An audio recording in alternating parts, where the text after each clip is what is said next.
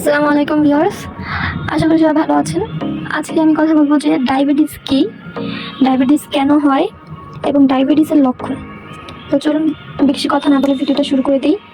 তো আসলে ডায়াবেটিস হলো শরীরের এমন একটি গুরুত্বপূর্ণ অবস্থা যখন শরীরের নিজ থেকে ইনসুলিন তৈরি করতে পারে না বা তৈরি হওয়া ইনসুলিন দক্ষতার সঙ্গে কার্যকরভাবে ব্যবহার করতে পারে না।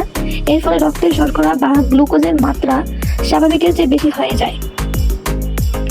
ইনসুলিনের মানুষের শরীরের কোষগুলিতে শর্করা পরিবেশ নিয়ন্ত্রণ করে, অর্থাৎ একটি চাবি হিসেবে কাজ করে। এর দ্বারা আমাদের খাবার থেকে যে চিনি বা শর্করা আমরা পেয়ে থাকি তা রক্তের মধ্য দিয়ে বাহিত হয়ে কোষের মধ্যে প্রবেশ করতে পারে। তারপর কোষ শরীরের প্রয়োজনীয় শক্তির জন্য সেই গ্লুকোজটি ব্যবহার করে থাকে। তো ইনসুলিন তৈরি হয় অগ্নাশয়ের বিশেষ কোষ দ্বারা তৈরি হরমোন আইলেটস থেকে। তো ডায়াবেটিস জন্য তো ইনসুলিনের তারতম্যের জন্য আমাদের রক্তে শর্করার মাত্রায় তারতম্য ঘটে। ডায়াবেটিসের ধরন হচ্ছে টাইপ 1, টাইপ 2। আর ডায়াবেটিস টাইপ 1 এর লক্ষণগুলো হচ্ছে তীব্র তৃষ্ণা, অতিরিক্ত প্রস্রাবের প্রবণতা, দ্রুত ওজন হ্রাস, প্রচণ্ড ক্ষুধা, দুর্বলতা বা ক্লান্তি, স্বাভাবিক বিরক্তি, ঝাপসা সৃষ্টি, বমি ভাব, পেটে ব্যথা, অপ্রীতিকর গন্ধের অনুভূতি ও চুলকানি। এবার আমরা জানবো টাইপ 2 ডায়াবেটিসের লক্ষণ। টাইপ 2 ডায়াবেটিসের লক্ষণগুলোর ভিতরে রয়েছে দীর্ঘদিতে ক্ষত স্থান নিরাময়, অর্থাৎ কোথাও যদি আপনার ক্ষত হয়ে যায় সেটি সারতে অনেক সময় লাগবে, এবং তীব্র তৃষ্ণা এবং অতিরিক্ত প্রস্রাবের প্রবণতা, দ্রুত হারে ওজন হ্রাস এবং অপ্রীতিকর গন্ধের অনুভূতি, এবং হাতে এবং পায়ে ঝিনঝিন, চুলকানি, মূত্রনালীতে সংক্রমণ, ঝাপসা সৃষ্টি, মেজাজ পরিবর্তন, মাথা ব্যথা, মাথা ঘোরা, বগল এবং ঘাড়ের কাছে কালচে পারি।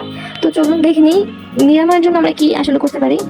টাইপ 2 ডায়াবেটিসের চিকিৎসা। এই ধরনের ডায়াবেটিস চিকিৎসা রক্তে শর্করার মাত্রা স্বাভাবিক করার জন্য শরীরের দ্বারা উৎপাদিত ইনসুলিনকে আরও ভালোভাবে ব্যবহার করার উপায় খুঁজে বের করে দেওয়া, এবং ডায়েট, ব্যায়াম ও ওজন কমানোর উপর জোর দেন।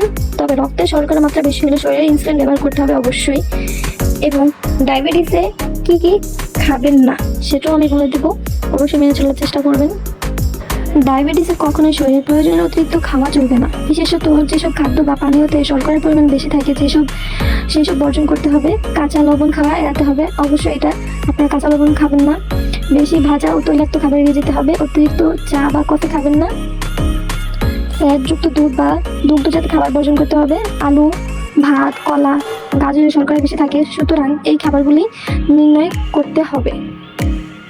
তারপর হচ্ছে যে ফলগুলি খাওয়া উচিত সেগুলো হচ্ছে এই যে ডায়াবেটিস নিয়ে যে বিস্তারিত ভিডিও, সেটা আমি আরেকদিন করবো। তারপর আমি ডায়াবেটিসের জন্য কী কী খেলে ভালো হবে সেটা একটু বলে দিই।